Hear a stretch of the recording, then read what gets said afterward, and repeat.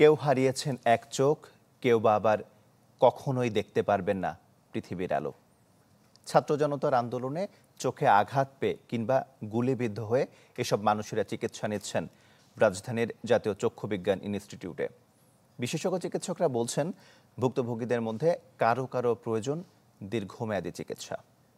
শাফিন আহমেদ তপনের ক্যামেরায় জিনিয়া কবি সূচনার রিপোর্ট।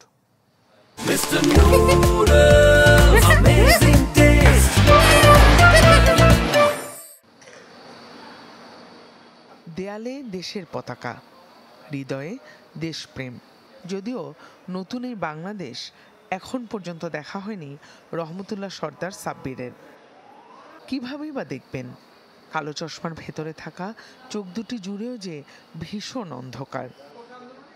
আন্দোলনের শুরু থেকেই সরব ছিলেন বরিশাল বিএম কলেজের এই ছাত্র। সেদিন 1 আগস্ট আন্দোলনরত অবস্থায় পুলিশের ছোড়া গুলি এসে লাগে দু চোখে। একটি কিংবা দুটি নয়, 8টি ছড়া গুলি। মুহূর্তেই নিভে যায় পৃথিবীর সব আলো। আমাদের স্বপ্ন ছিল একটা বৈষম্যহীন দেশ হবে, দেশের মানুষ সুখে থাকুক, শান্তিতে থাকুক। এইরকম একটা বাংলাদেশ আমরা ধারণ করি, এইরকম একটা বাংলাদেশ আমাদের মনের মধ্যে আছে। কোনো কিছু পাওয়া বা কোনো কিছু এজন্য আমরা করিনি, আমরা দেশের মানুষের জন্য কাজ করেছি।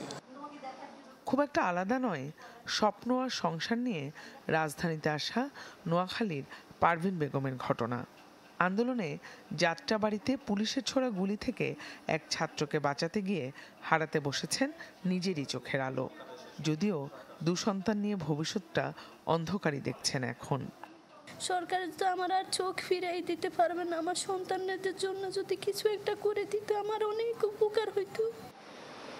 রাজধানীর আগারগাঁওয়ে জাতীয় চক্ষু বিজ্ঞান ইনস্টিটিউট ও হাসপাতালে চিকিৎসা নিতে আসা 920 জনের মধ্যে 28 জনের 2 চোখই ক্ষতিগ্রস্ত আর 460 জনের একটি করে চোখ।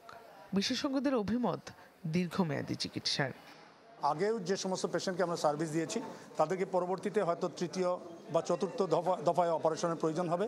লং রানে তাদেরকে লো ভিশন এইড আমরা বলি, যারা খুব ক্ষীণ দৃষ্টি সম্পন্ন মানুষ, তারা যেন তাদের দৈনন্দিন কাজ চালানোর জন্য কিছু আমরা লো ভিশন এইডের ব্যবস্থা আমরা হয়তো করতে হবে আমাদের।